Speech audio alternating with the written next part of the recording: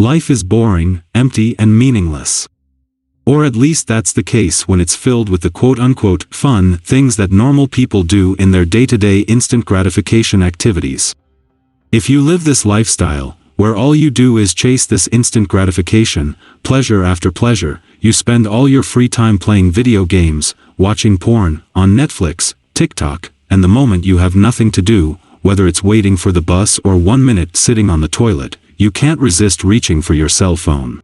You probably feel no motivation to do anything important like working, studying, or pursuing your goals. The things you dream about, you think about them and say, yes, this is really the life I would like to have. But you never seem to find the motivation to actually work for it, and all you do is chase instant pleasure. If this sounds like you, let me introduce you to the cause of this behavior, and this is your so-called dopamine system. Dopamine is a system that nature gave animals to make sure that they are motivated by things like eating food and having sex, so that they survive and continue their offspring. Every time we do something that is useful from an evolutionary perspective, we get a hit of dopamine, which makes us feel good and want to do it again. That's why the dopamine system is also called the reward and motivation system. It rewards us by making us feel good, and this makes us want to do it again, which is incredibly useful. But here's the problem in our modern lifestyle. We have a lot of things, like adult content, video games, and social media, that are not so useful for our survival or for continuing our offspring. But, nevertheless, these things are designed to give us a lot of dopamine. Every time you see a new photo or video on social media, every time you get a like or a comment or whatever, you get a dopamine hit. These apps are literally designed to abuse this system in your brain with unnatural amounts of dopamine. This to get you addicted to the app so you keep using it and they make money. Same thing with video games. You keep playing the video games, they make money. They make these things as addictive as possible, and what makes this possible is dopamine. And what's the problem with getting too much dopamine, you say? What happens when we abuse our dopamine system is that it becomes numb. The dopamine receptors start to weaken, so then the brain starts to need more and more dopamine, just to get the same feeling as before, by performing a more natural action like exercising or eating. But at the same time, getting more dopamine has a vicious cycle effect by making the receptors more numb, and you start to become desensitized to dopamine. And so you essentially become this dopamine addict who keeps needing more and more.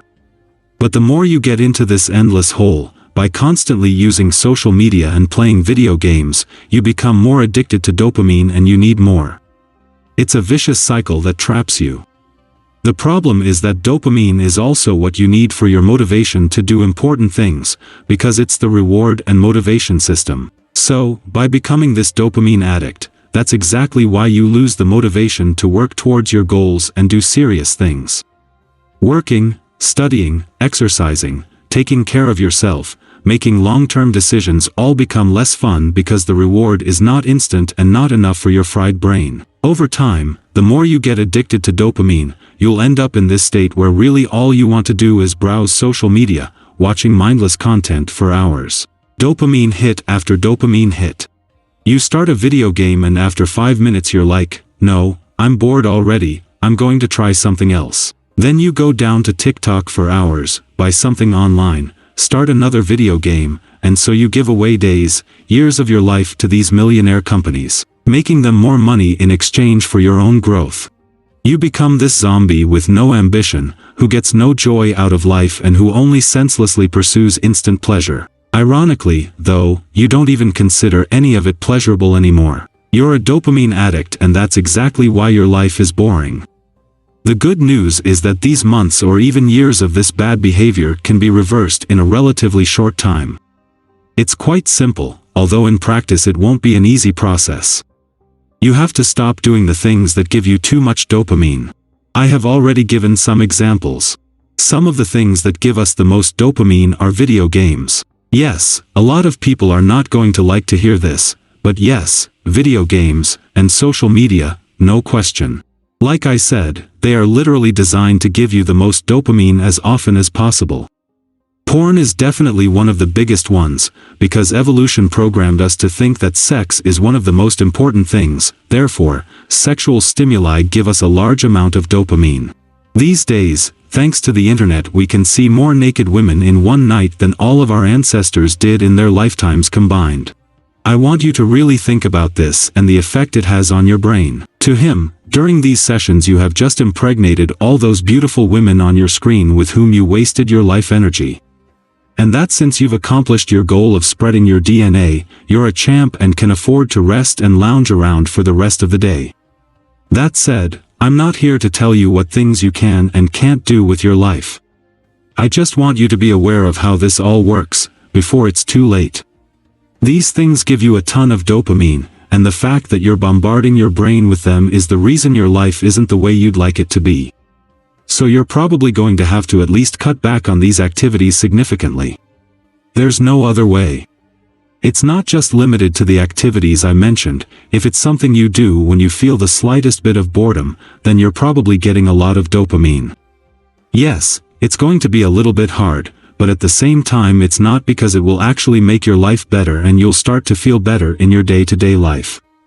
You'll feel happier, and that's the goal, right?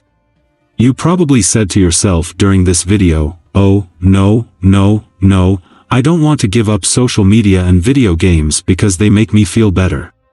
But in reality these are the disease and not the cure. People who have never played video games don't need video games to not feel bad. Let this discomfort you feel when you hear that you have to give up these activities be your message that you need to stop relying on them and get them out of your life. Visualize yourself 10 years from now looking back at the decisions you are making right now, and how they will make you feel. Will you look back with pride?